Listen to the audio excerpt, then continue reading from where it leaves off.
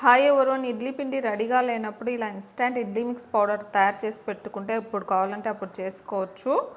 మీకు ఒకటి తుంచి చూపిస్తున్నాను చూడండి, చాలా సాఫ్ట్గా వచ్చాయి ఇడ్లీలు. ఇప్పుడు ఎలా చేయాలో చూద్దాము. ఫ్లేమ్ లోలో పెట్టి ఒక కడాయి పెట్టాలి. ఇప్పుడు 1 కప్పు మినపప్పు వేయాలి. 2 నిమిషాల పాటు లో ఫ్లేమ్లోనే వేయించుకోవాలి, మరీ కలర్ చేంజ్ అయ్యేంత వరకు వేయించకూడదు.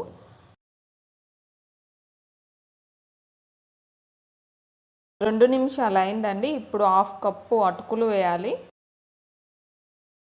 1 నిమిషం పాటు లో ఫ్లేమ్లోనే వేయించుకోవాలి. 1 నిమిషం అయిందండి. ఇప్పుడు ఫ్లేమ్ ఆఫ్ చేసి వీటిని ఒక బౌల్లోకి తీసుకొని చల్లారిన తర్వాత గ్రైండ్ చేసుకోవాలి. ఇప్పుడు ఇదే కడాయిని లో ఫ్లేమ్లో పెట్టుకొని 2 కప్పుల బియ్యపు పిండి వేయాలి. బియ్యపు పిండి బదులు ఇడ్లీ రవైనా బియ్యపు రవైనా తీసుకోవచ్చండి. ఇప్పుడు లో ఫ్లేమ్లోనే 2 నిమిషాల పాటు వేయించుకోవాలి. ఇడ్లీలను ఇడ్లీ రైస్తో చేసుకునే వాళ్ళైతే ఇలా బియ్యపు పిండి వాడండి. ఇడ్లీ రవ్వతో చేసుకునే వాళ్ళైతే ఇడ్లీ రవ్వనే వేయించుకోండి. 2 నిమిషాలు అయిందండి. ఫ్లేమ్ ఆఫ్ చేసి చల్లారేంత వరకు పక్కన ఉంచాలి. మినపప్పు అటుకులు చల్లారాయండి. ఇప్పుడు గ్రైండ్ చేసుకోవాలి. ఇలా మెత్తగా గ్రైండ్ చేసుకోవాలండి. మిక్సింగ్ బౌల్ ఒకటి తీసుకొని మనం గ్రైండ్ చేసుకున్న పొడిని వేయాలి. కావాలనుకుంటే జొల్లడ పట్టుకోవచ్చు అండి. ఏదైనా రవ్వ ఉంటే మళ్ళీ గ్రైండ్ చేసుకోవాలి. ఇప్పుడు మనం వేయించుకున్న బియ్యపు పిండిని వేయాలి.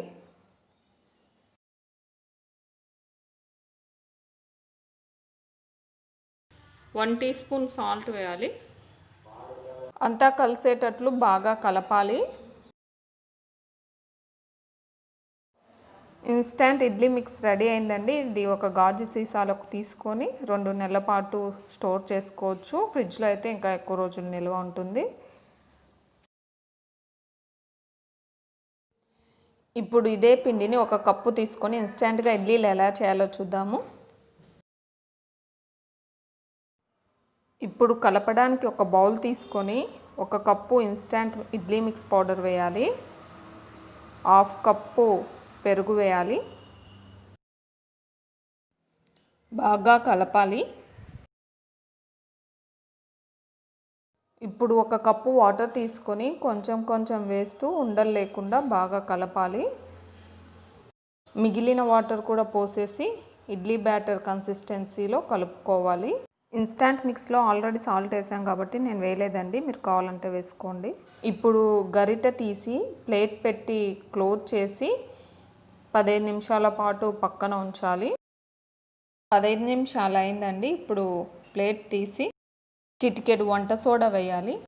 బాగా కలపాలి. వాటర్ తక్కువ అనిపిస్తే ఇంకొంచెం వాటర్ వేసుకొని ఇడ్లీ బ్యాటర్ కన్సిస్టెన్సీలో కలుపుకోండి. ఇప్పుడు ఇడ్లీ కుక్కర్లో 1 గ్లాస్ వాటర్ పోసి లో ఫ్లేమ్లో ఉంచాలి. ఈలోపు ఇడ్లీ ప్లేట్లలో కొంచెం ఆయిల్ వేసి గ్రీజ్ చేసుకోవాలి. గ్రీజ్ చేశానండి. ఇప్పుడు ఇడ్లీ బ్యాటర్ని బాగా కలిపి మౌల్స్లో వేయాలి. ఇలా అన్ని మౌల్స్లో వేసుకోవాలి. రెండో plate holes, first plate holes ఆల్టర్నేట్గా ఉండేటట్లు చూసుకొని పెట్టుకోవాలండి. వాటర్ బాయిల్ అవుతుంది. ఇప్పుడు స్టాండ్ని జాగ్రత్తగా లోపల పెట్టాలి. ఇప్పుడు లిడ్తో క్లోజ్ చేసి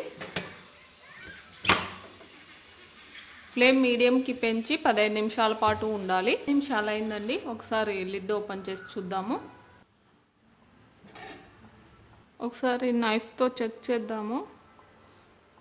నైఫ్కి ఏం అంటుకోలేదు, ఇంకా బయటికి తీసుకోవచ్చు ఫ్లేమ్ ఆఫ్ చేసి. ఇడ్లీ స్టాండర్ని బయటికి తీసాను. ఇప్పుడు సర్వింగ్ ప్లేట్లోకి తీసుకుందాము.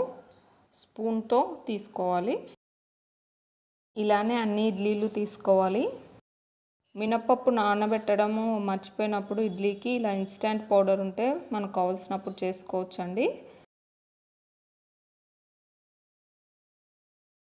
చాలా సాఫ్ట్గా ఉంటాయి. మీరు కూడా ట్రై చేయండి. Thanks for watching.